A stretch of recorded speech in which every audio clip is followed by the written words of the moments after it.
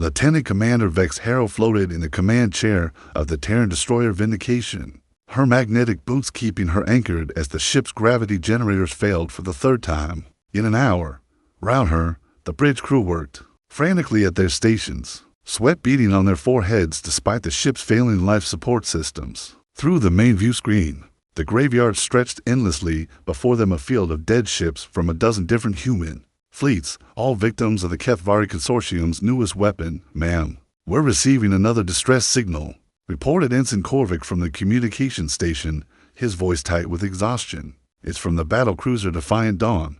They're requesting immediate assistance." Harrow's jaw clenched. The Defiant Dawn was the fourth ship in 6 hours to send that same desperate plea.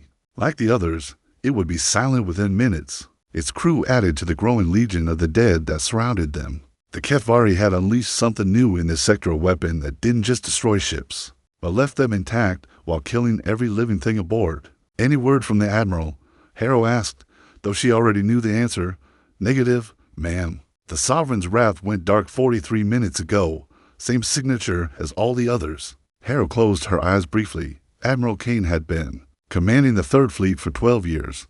Now he was another corpse floating in the void, along with his entire command staff. The chain of command was collapsing faster than they could establish it. Captains, commanders, senior lieutenants all dead.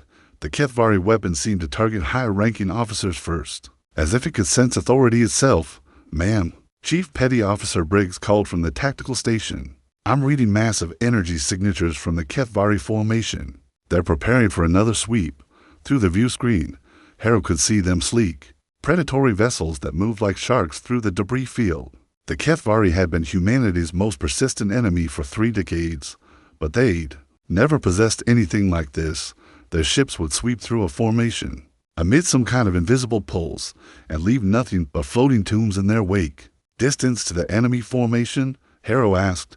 12,000 kilometers. And closing. At current speed, they'll be in optimal firing range in 14 minutes. Harrow's hands tightened on the armrests of her command chair. The Vindication was a Falcon-class destroyer, fast, maneuverable, but lightly armored against the HFY.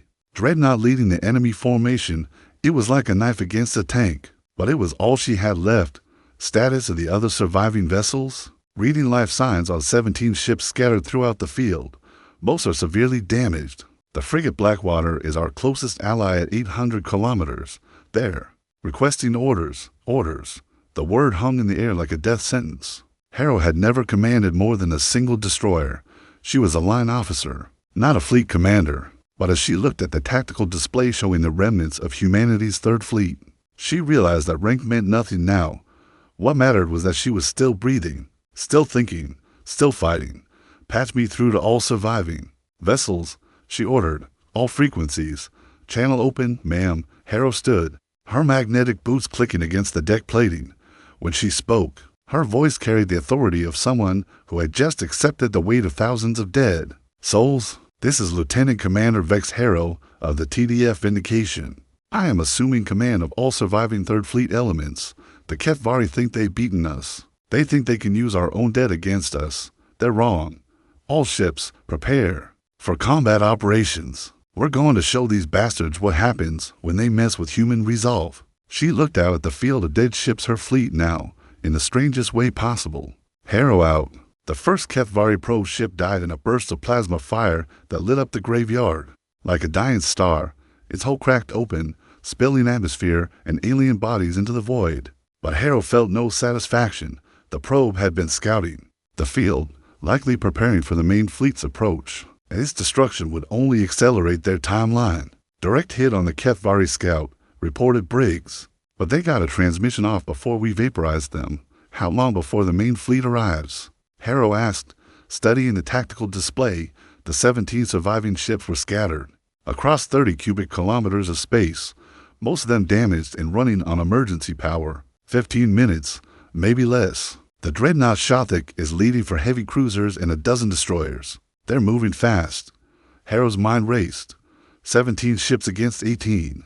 But the HFY vessels were undamaged, and their mysterious weapon was still operational. In a straight fight, humanity's remnants would be slaughtered. But Harrow hadn't survived 12 years of warfare by fighting fair. Korvik, Give me Captain Voss on the Blackwater. Briggs, I want a full tactical analysis of those dead ships. Every vessel, every weapon system, every piece of functioning equipment. Mum, the dead ships are, well, they're dead. No life support, no active systems. The crews are dead, Harrow corrected, but humans build things to last. Some of those ships still have functioning weapons, intact hulls, working reactors. We're going to use them. Captain Voss appeared on the main screen, his face gone with exhaustion. The Blackwater was a Marathon-class frigate, her hull scarred by years of combat. Behind Voss, Harrow could see smoke drifting through the bridge. Harrow, what's the plan? My ship's barely holding together, and I've got 4 to 7 crew members who need medical attention.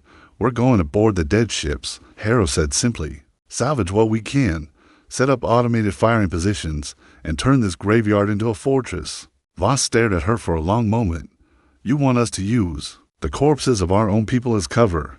I want us to use the sacrifice of our own people as a weapon, Harrow replied. The HFY killed them, but they left us their ships. We're going to make them regret that mistake. Within minutes, boarding parties were moving through the debris field.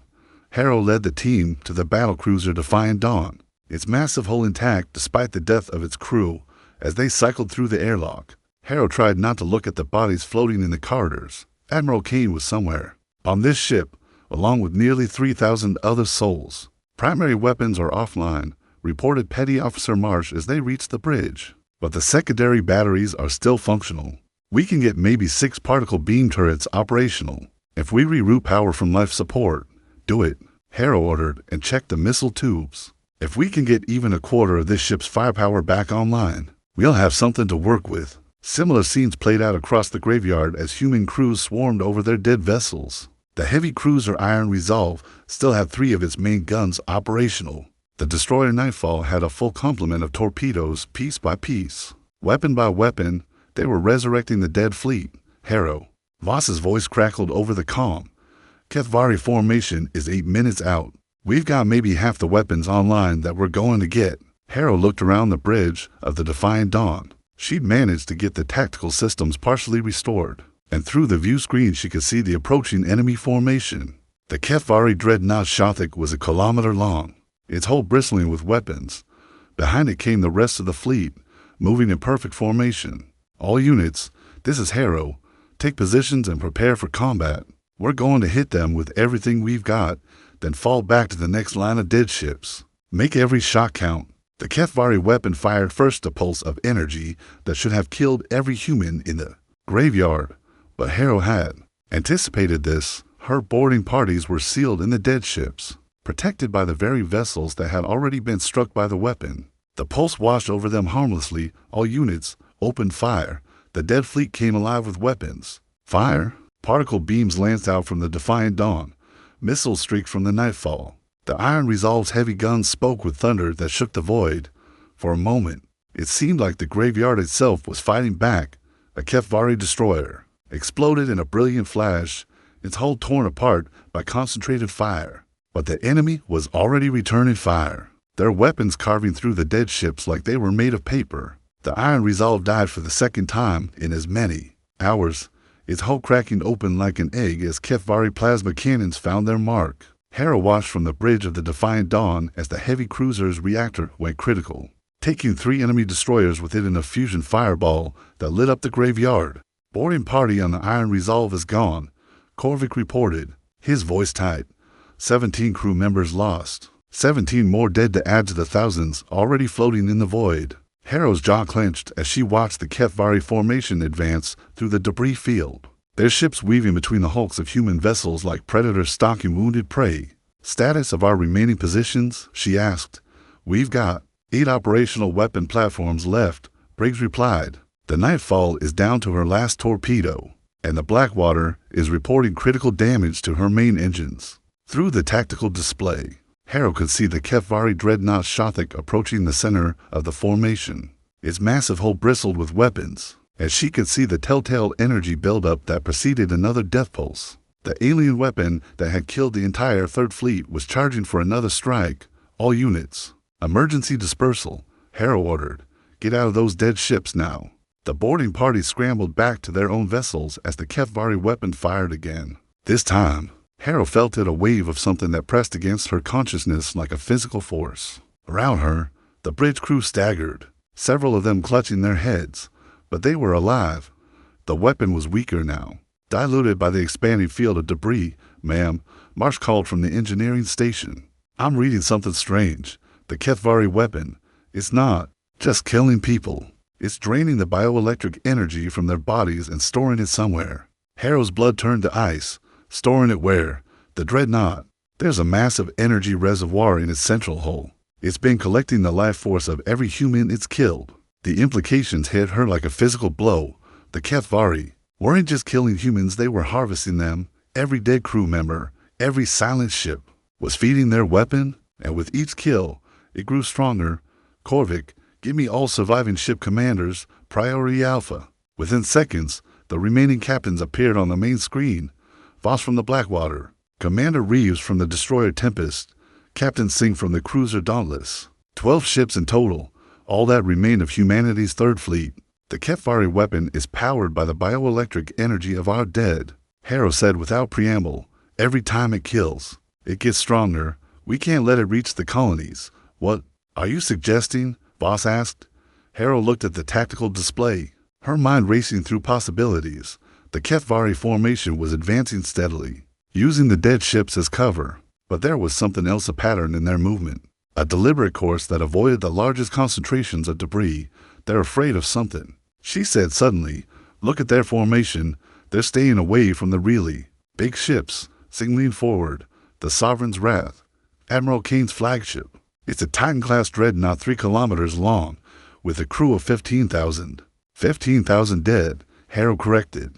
15,000 sources of bioelectric energy just floating there. "What if we could turn that against them?" "You're talking about using our own dead as a weapon," Reeves said quietly. "I'm talking about giving our dead a chance to fight back," Harrow replied. "The HFY weapon works by draining bioelectric energy, but that energy doesn't just disappear, it's stored in complex neural patterns. If we could find a way to release it all at once, you create a bioelectric storm." Voss finished. "But how do we trigger it?" Harrow's gaze fixed on the Sovereign's Wrath, floating silent and dark in the center of the graveyard. "We ram that dreadnought into the HFY flagship. The impact should disrupt their energy reservoir and release everything they've collected." "That's suicide," Singh protested. "Someone would have to pilot the Sovereign's Wrath manually. The navigation systems are dead." "Then someone volunteers," Harrow said simply. "We need to buy time for the rest of the fleet to escape and warn the colonies." "I'll do it," Voss said immediately. "The Blackwater is finished anyway. My crew can transfer to the Sovereign's Wrath and—" "No," Harrow interrupted. "This is my command, my responsibility. I'll take a skeleton crew and pilot the dreadnought myself." The other commanders started to protest, but Harrow cut them off. The HFY formation was less than 5 kilometers away now, their weapons already beginning to target the surviving human ships. "All units, prepare for final engagement. We're going to give the HFY something to remember us by." The Sovereign's Wrath was a tomb, filled with the dead. Harrow led her volunteer crew of 23 through corridors lined with floating corpses, each one a testament to the HFY weapon's effectiveness. Admiral Kane hung suspended near the main command chair, his face frozen in a final expression of defiant rage. "Reactor is stable," reported Chief Engineer Valdez, her voice echoing through the massive bridge. "But the navigation systems are completely fried. We'll have to pilot this thing manually." Harrow strapped herself into the Admiral's chair, trying not to look at Kane's body as it drifted past. The Sovereign's Wrath was the largest ship in the Terran fleet, 3 kilometers of armor plating, weapons, and the dreams of a species that refused to bow to alien tyranny. Now it would be their coffin. "Ma'am," called Petty Officer Hendricks from the communication station. "The HFY are moving into attack formation. They're targeting the Blackwater." Through the main view screen, Harrow could see the enemy fleet spreading out across the graveyard. The dreadnought Shothik held the center position, its hull pulsing with the stolen life force of thousands of dead humans. Around it, the remaining HFY vessels moved like a pack of wolves, confident in their superiority. "All stations, prepare for engine ignition," Harrow ordered. "We're going to ram that alien bastard at full speed." The Sovereign's Wrath shuddered as its massive engines came online. Designed to propel the dreadnought at significant fractions of light speed, they now served a different purpose to turn the ship into a 3-kilometer-long projectile. The vessel began to move, slowly at first, then with gathering momentum, Harrow. Voss's voice crackled over the comm. We're engaging the flanking cruisers. You've got maybe 3 minutes before they concentrate fire on you. 3 minutes to cross 6 kilometers of space. It would have to be enough. The HFY response was immediate and brutal. Plasma cannons and particle beams lanced out from their formation, striking the Sovereign's Wrath's hull with devastating force. Armor plating vaporized, bulkheads collapsed, and atmosphere vented into space. But the dreadnought's momentum carried it forward, its massive bulk absorbing punishment that would have destroyed a smaller vessel. Hull breach on decks 12 through 18. Valdez shouted over the noise of failing systems. We're losing. Structural integrity. Keep us on course. Hera replied, her hands locked on the manual controls. Through the view screen, she could see the Shothic growing larger, its alien hull bristling with weapons. The HFY dreadnought was beautiful in its own way, all flowing curves and predatory grace. It would make a perfect target. Behind them, the surviving human ships were fighting their own desperate battle. The Blackwater traded shots with a HFY cruiser, her guns blazing despite critical damage to her hull. The destroyer Tempest launched her last salvo of missiles at another enemy vessel, scoring direct hits that sent it spinning out of control. But for every HFY ship destroyed, 2 more seemed to take its place. 60 seconds to impact. Hendricks called out. The Shothic was firing everything it had now, its weapons tearing through the Sovereign's Wrath's forward sections. The bridge shook violently as a plasma beam punched through the primary hull, and Harrow could smell the acrid smoke of burning electronics. Around her, consoles exploded in showers of sparks, as she felt the heat of fire starting in the lower decks. 30 seconds. The HFY dreadnought tried to turn away, its engines flaring with desperate energy, but the Sovereign's Wrath was committed now, her massive bulk aimed directly at the alien vessel's central hull, where the stolen life force of 15,000 humans waited to be released. All hands braced for impact. The collision came with the force of a small asteroid. The Sovereign's Wrath's reinforced prow punched through the Shothic gas hull, like a knife through paper, driving deep into the alien vessel's core. For a moment, both ships hung locked together in space, their hulls groaning under the stress of the impact. Then the bioelectric reservoir exploded. Harrow had expected light, or heat, or some kind of physical explosion. Instead, the release of stolen human life force manifested as something far more terrifying, a wave of pure consciousness that washed over both ships for an instant. She could feel the presence of every human who had died in the graveyard. Admiral Kane's determination, the Iron Resolve's crew's courage, the fear and hope and rage of 15,000 souls crying out for vengeance. The psychic storm tore through both vessels, overloading systems and shattering bulkheads. But while the humans had been prepared for death, the HFY had not. Across their fleet, alien crew members collapsed as the wave of human consciousness crashed over them. Ships drifted out of formation, their crews incapacitated by the psychic backlash. Ma'am. Valdez's voice was barely audible over the chaos.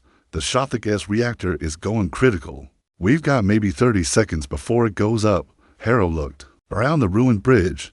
Half her crew was unconscious, and the other half was struggling to stay at their stations. The Sovereign's Wrath was dying around them, her hull cracked open like an egg. But through the tactical display, she could see the HFY fleet in disarray, their ships scattered and damaged. Korvik, she called to the communications officer. Signal the surviving fleet. Tell them to attack now, while the enemy is confused. Mum, what about us? Harrow smiled grimly. We've done our job. Now we see if it was enough. The Shothic gas reactor detonated in a burst of light that could be seen from orbit.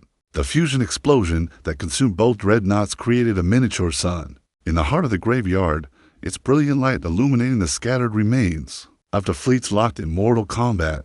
Harrow's consciousness flickered in and out as she drifted through the debris field, her body protected by an emergency evacuation suit that had deployed automatically when the Sovereign's Wrath broke apart. Through her helmet's display, she could see the battle raging around her. The surviving human ships had seized the initiative, attacking the disoriented HFY vessels with everything they had. The destroyer Tempest dug between the enemy cruisers, her guns blazing as she raked their hulls with particle beam fire. The Blackwater, her hull scarred and venting atmosphere, nonetheless pressed her attack against a HFY destroyer twice her size. All units. This is Commander Reeves. A voice crackled through Harrow's emergency comm. The HFY are regrouping. Form up on me and prepare for a coordinated strike. Harrow tried to respond, but her suit's transmitter was damaged. She could only watch as the 11 surviving human ships, all that remained of the once mighty Third Fleet, arranged themselves in a battle line. They were outgunned, outnumbered, and running low on ammunition. But they were still fighting. The HFY had lost their flagship and their death weapon. But they still had 15 ships to humanity's 11. Their formation was chaotic. Their crews still reeling from the psychic backlash, but they were beginning to recover. The alien vessels moved with predatory grace through the debris field, their weapons systems coming back online. The first exchange of fire lit up the void like a fireworks display. The heavy cruiser Dauntless traded shots with 2 HFY destroyers, her forward guns carving through their armor plating. But the aliens concentrated their fire on her engines, and within minutes the human ship was dead in space, her crew evacuating in life pods as her hull began to break apart. Dauntless is down, someone shouted over the comm. Captain Singh is here. The battle became a desperate melee as ships maneuvered at close range, trying to bring their weapons to bear while avoiding the debris of destroyed vessels. The frigate Blackwater rammed a HFY cruiser, her reinforced prow punching through the alien hull. Both ships exploded in a brief fusion flare that added their wreckage to the growing field of debris. Harrow watched Captain Voss die, his ship sacrificed, taking one more enemy vessel with him. The man who had argued with her about using the dead as weapons had ended up becoming one himself. His final act, one of pure human defiance. The destroyer Nightfall lasted another 3 minutes, her crew fighting even as her hull cracked open and her atmosphere vented into space. She took a HFY destroyer with her, her final torpedo salvo punching through its reactor core. The explosion was visible even through the growing cloud of debris. "This is Tempest." Reeves' voice was strained. "We're down to 7 ships. The HFY still have 11 operational vessels. Request immediate assistance from any Terran forces in the area." But there were no reinforcements. The Third Fleet was all alone in the void, fighting for survival against an enemy that had already killed thousands of their comrades. The odds were impossible, the situation hopeless. Yet still they fought. The HFY commander seemed to realize that the battle was turning in their favor. The alien vessels began to coordinate their attacks, focusing their fire on individual human ships rather than spreading it across the entire formation. The result was devastating. The cruiser Resolute died under concentrated plasma fire, her hull peeling away like the skin of an orange. The corvette Swift Justice lasted only seconds longer, her small frame no match for the weapons arrayed against her. "Tempest to all units," Reeves called out, his voice barely audible over the sound of explosions. "Form up on my position. We're going to make one final push." The 5 remaining human ships, the destroyer Tempest, the frigate Relentless, the corvette Stinger and Hornet, and the damaged cruiser Indomitable, formed a tight formation and charged directly at the HFY center. It was a suicide run, but it was also the last chance to inflict maximum damage on the enemy. The Tempest led the charge, her guns blazing as she dove into the heart of the HFY formation. Around her, the other ships spread out, each one targeting a different enemy vessel. The Relentless launched her entire complement of torpedoes at the HFY heavy cruiser, the missiles striking in rapid succession and tearing the alien ship apart. The Stinger and Hornet worked in tandem, their combined firepower overwhelming the enemy destroyer's defenses, but the cost was terrible. The Indomitable was caught in a crossfire between 3 HFY vessels, her hull riddled with holes as plasma beams and particle cannons found their mark. She lasted long enough to ram one of her attackers, her nuclear warheads detonating on impact and vaporizing both ships. "Tempest is critical," Reeves shouted, reactor containment failing. "All hands, abandon ship." Harrow watched the destroyers' final moments as Reeves kept his ship on course, driving it straight into the largest remaining HFY vessel. The collision sent both ships tumbling through space, their hulls locked together in a deadly embrace. Then the Tempest's reactor went critical, and both vessels vanished in a flash of nuclear fire. When the light faded, only the human ships remained, the Relentless and the Hornet. They faced 7 HFY vessels, their ammunition nearly exhausted and their hulls badly damaged. The battle was lost, but they prepared to sell their lives dearly. Harrow's emergency suit finally managed to establish a connection. with the surviving ship's communications network. Through the static-filled channel, she could hear the desperate voices of the last human crews in the Sector 23 people on the frigate Relentless, and 8 on the Corvette Hornet. 31 souls facing 7 HFY vessels with a combined crew of nearly 2,000. Relentless to any surviving Terran forces came the voice of Lieutenant Commander Torres, the frigate's captain. We are the last operational units of the 3rd Fleet. Our ammunition is critically low, and we are surrounded by enemy vessels. We will continue to engage until our last breath. Harrow tried to respond, but her suit's transmitter was still malfunctioning. She could only listen as the final act of the battle played out around her. The Relentless and Hornet had taken position behind the wreckage of the Sovereign's Wrath, using the Dreadnought's massive hull as cover while the HFY forces maneuvered to surround them.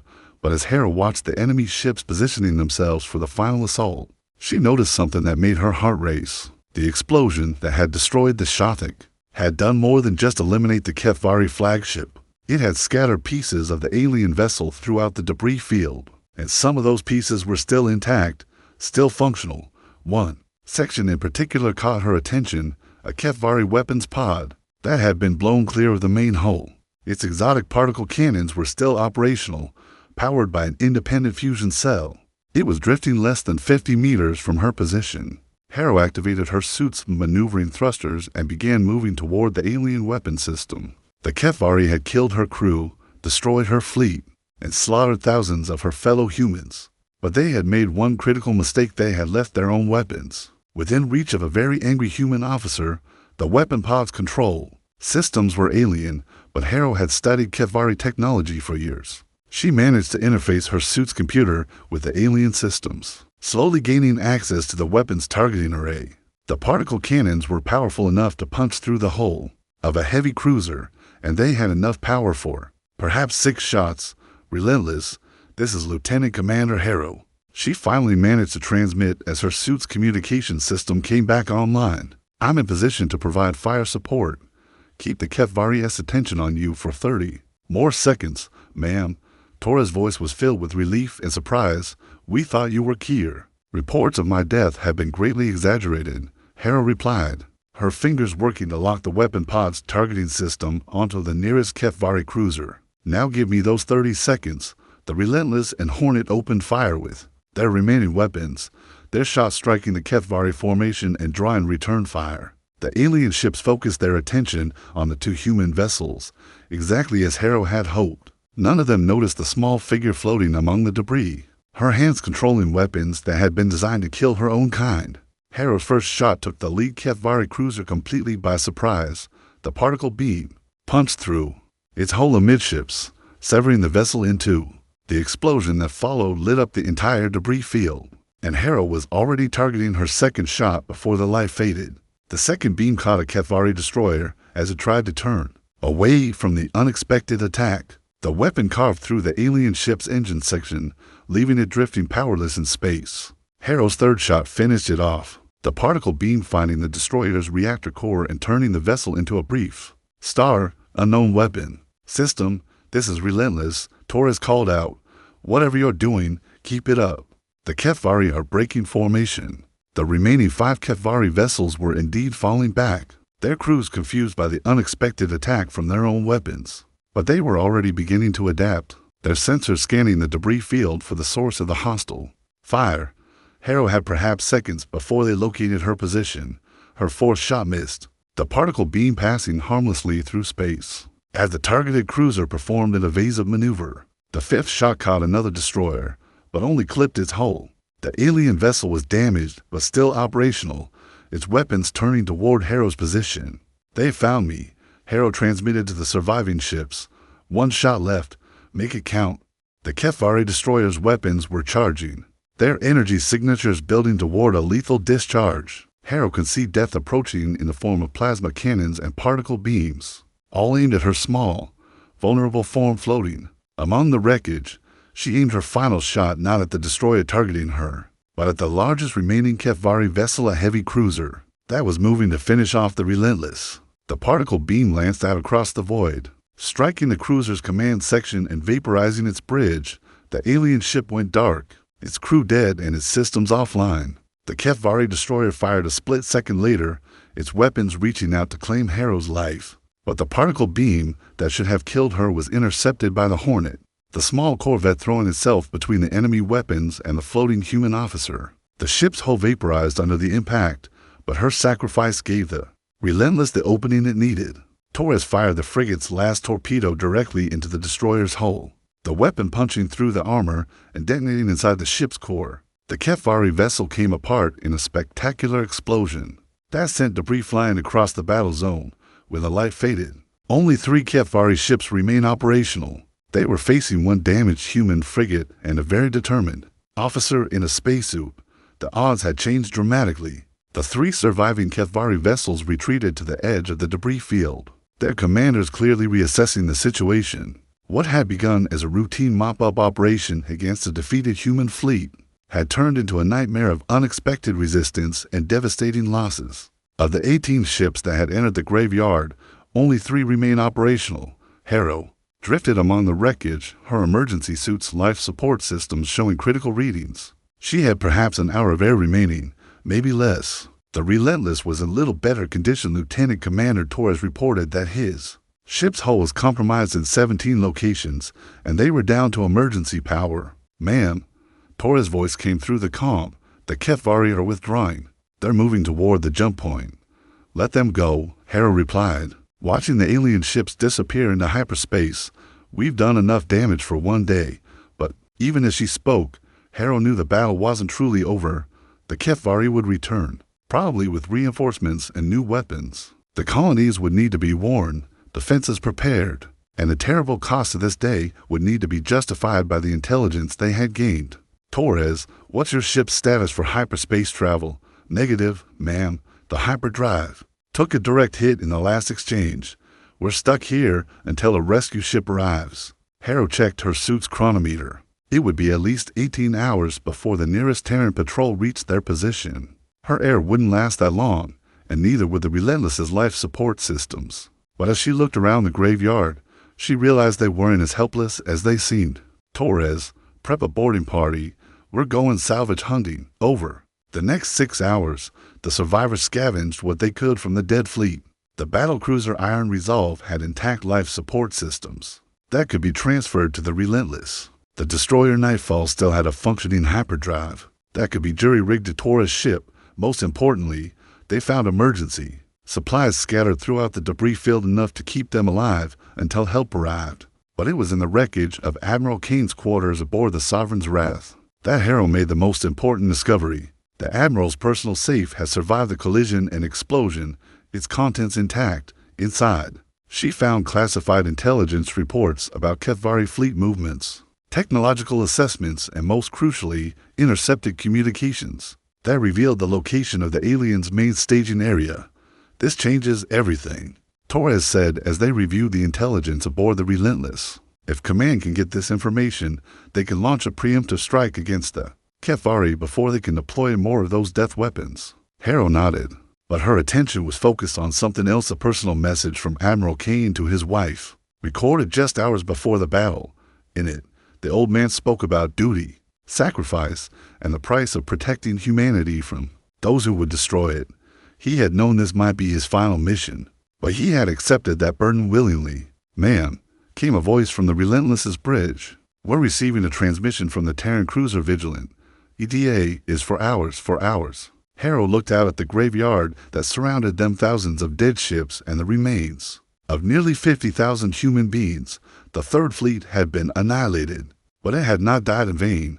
The HFY death weapon was destroyed, their fleet was crippled, and the intelligence they had gathered would save countless lives in the battles to come. When the Vigilant finally arrived, its crew found Lieutenant Commander Vex Harrow floating in the debris field. Her emergency suit systems long since failed. She was technically dead for almost 3 minutes before the rescue team managed to revive her, but she had clutched the intelligence data to her chest even in unconsciousness. The court-martial was held 3 weeks later aboard the space station Olympus.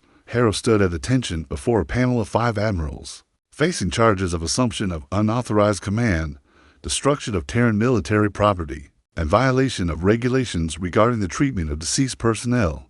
The charges carried a potential sentence of life imprisonment. Lieutenant Commander Harrow, Admiral Chen began, reading from the formal charges. You are accused of taking command of Third Fleet elements without proper authorization, using the corpses of fellow service members as tactical assets, and deliberately destroying multiple Terran vessels in your unauthorized operations. How do you plead? Guilty on all charges, sir, Harrow replied without hesitation. The panel exchanged glances. Admiral Chen leaned forward. You understand the severity of these charges, Commander? Yes, sir. I also understand that 18 HFY vessels entered the graveyard, and only 3 left. I understand that the alien death weapon is destroyed, and that the intelligence we recovered has already led to successful strikes against 5 HFY installations. I understand that the colonies are safer today because of what we did.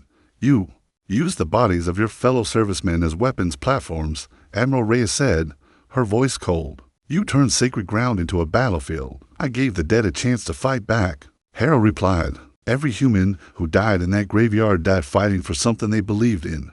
I just made sure their sacrifice meant something. The deliberation lasted 6 hours. When the panel returned, Admiral Chen's expression was unreadable.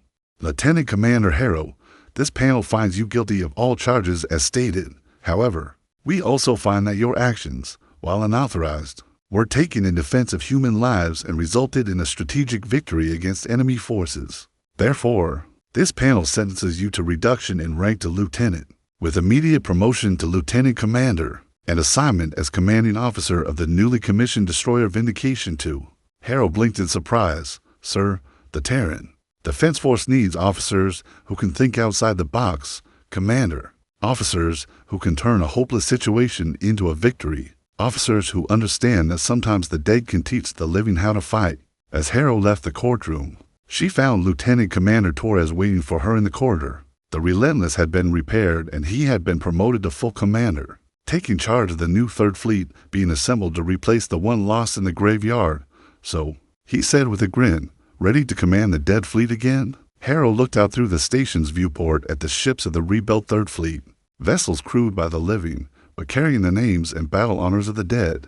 The Sovereign's Wrath II, the Iron Resolve II, the Defiant Dawn II, each ship a memorial to those who had fallen, and a promise that their sacrifice would not be forgotten. The dead don't need commanding, she replied. They just need someone to remember what they died for. 3 months later, the HFY Consortium formally requested a ceasefire. The intelligence recovered from the graveyard had led to a series of devastating strikes against their fleet bases, and the loss of their death weapon had crippled their ability to wage war against humanity. The ceasefire would eventually become a permanent peace treaty, one that recognized human space as sovereign territory, but in the quiet moments between missions, Harrow would sometimes visit the memorial wall on the Vindication to a wall that bore the names of every human who had died in the graveyard. Admiral Kane's name was there, along with Captain Voss, Commander Reeves, and all the others who had given their lives in that desperate battle. At the bottom of the wall, in small letters, was an inscription that Harrow had written herself. They were the dead fleet, but they taught us how to live. And in the depths of space, where the graveyard still drifted in silent orbit, the ghosts of the Third Fleet kept their eternal watch, a reminder that humanity's greatest weapon had never been technology or tactics, but the simple, stubborn refusal to give up in the face of impossible odds. The dead fleet had found its commander, and in the end, that had made all the difference.